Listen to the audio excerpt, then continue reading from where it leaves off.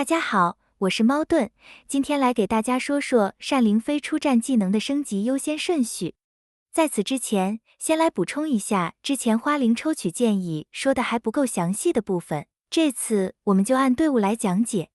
蜀国队目前还是以雀灵为主，因为现在还是偏向在第一回合或第二回合开始就马上分出胜负，所以还是使用雀灵在第一回合就叠满增益会比较有优势。直到命魂法阵和 SP 诸葛亮的版本，斩杀开始被限制，回合变得更长，主力输出不再是单体，花灵才会变得更有优势。如果你想继续使用雀灵，当然也不是不可以，只是在两个善灵都满阶和不满阶的情况下，都是花灵能提供的属性更多，尤其是在增伤方面会有比较大的差距。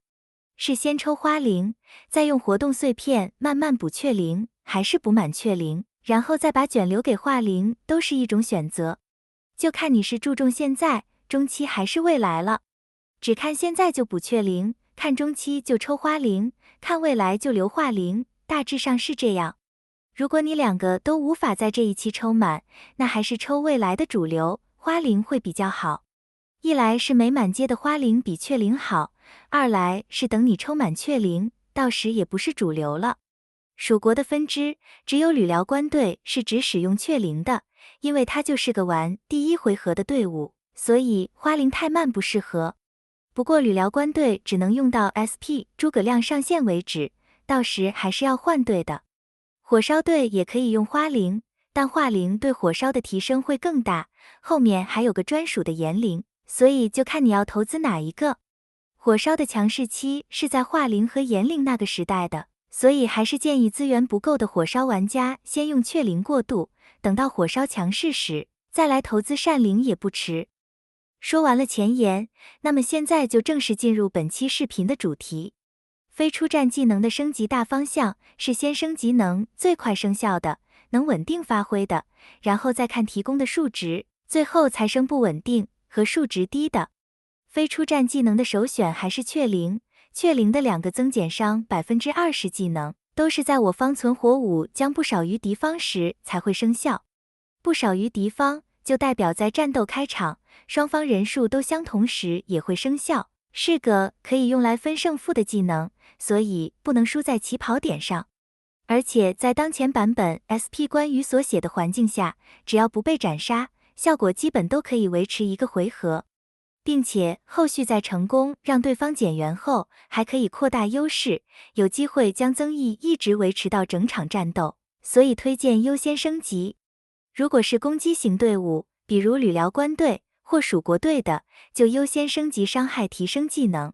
如果是防御型的队伍，特别是没有 SP 关羽所写的队伍，比如女团、火烧和盾队，就优先去升级减伤的技能。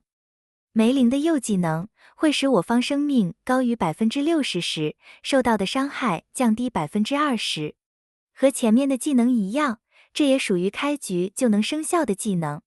虽然能持续的时间会比较短，但在如今的护盾版本下，技能的持续时间其实已经比以往有所提升。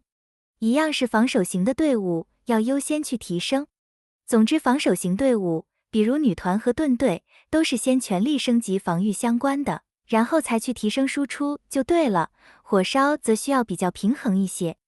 花灵的两个飞出战技能都和护盾有关，在当前版本的优先程度会比较高，而且花灵所提供的增减伤属性都是 25%， 是目前善灵飞出战技能所能提供的最高属性增幅。但缺点就是效果不持久，只有在有护盾的时候增益才会生效。但现在还是护盾满天飞的版本，并且在开局就会有盾，属于第一线的战争。无论是用来维持自身的护盾，还是用来打破敌方的护盾都很重要，所以对战斗前期还是很有帮助的。当中需求比较高的是注重首回合斩杀的吕辽官队和蜀国队，可以优先去升级打盾的技能，其次才是持盾减伤的技能。防守型又能叠盾的队伍，比如女团和盾队，就可以先去升级持盾减伤的技能，打盾的技能优先程度仅为中等。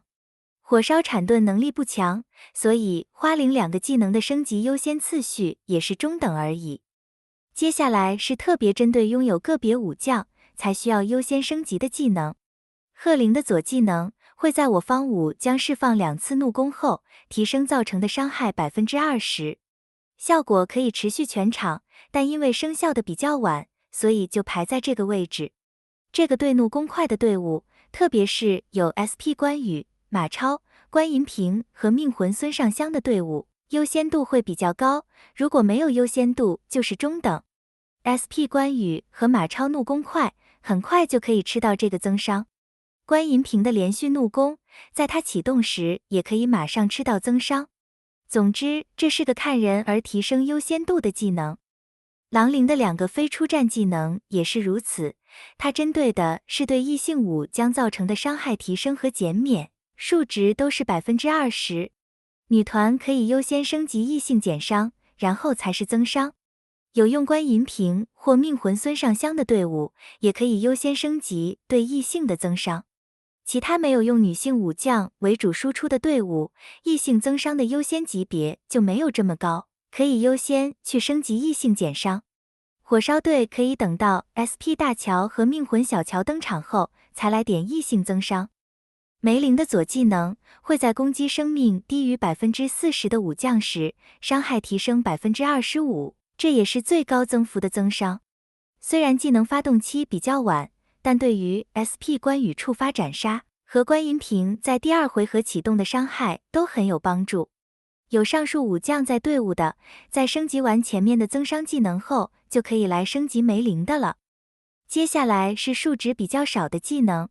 竹灵的2个非出战技能，右技能只能在首回合生效，会提升己方全体武将造成的伤害 18%， 这是比较早期的技能了，所以数值少，生效的时间也短。等前面那一堆能稳定提供 20% 数值的技能都升级完后，才来升级竹灵的吧，属于优先级比较次要的技能。竹灵的左技能也一样优先度不高，会在前2回合内使己方所有前排武将受到的伤害降低 12%， 数值低，覆盖率也不足，只有生效的时间还可以。接下来就是优先度更低的不稳定技能。鹤灵的右技能会在我方全体武将受到怒攻时，有 50% 概率受到的伤害降低 20%， 虽然减伤同样是 20%， 但触发概率不稳定，所以优先级为中等。零灵的2个非出战技能，增减伤数值也是 20%， 但都有触发不够稳定的问题，所以排得比鹤灵低。左技能的增伤只对生命百分比高于自己的有效，属于逆势才能生效的技能，不一定能起到什么作用。右技能的减伤只有在自身生命百分比高于攻击方时才会生效，属于顺势技能，既然血量都占优势了，减伤也就不一定会需要了。柳灵的2个非出战技能，左技能会在前2回合中，回合结束时，使己方后排武将恢复100点怒气，完全没有用，可以最后才升级。右技能会在前2回合，回合结束时，使己方生命百分比最低的武将恢复 40%， 以损失生命。完全是杯水车薪，所以用处也不大，可以放在最后第2个来升级。柳灵不管是主战还是出战技能都是最没有用的，真是白瞎了这么好的皮囊。新区玩家可以最后才开柳灵和零灵的图鉴。好了，今天的视频就分享到这里，感谢大家的收看，我们下期再见。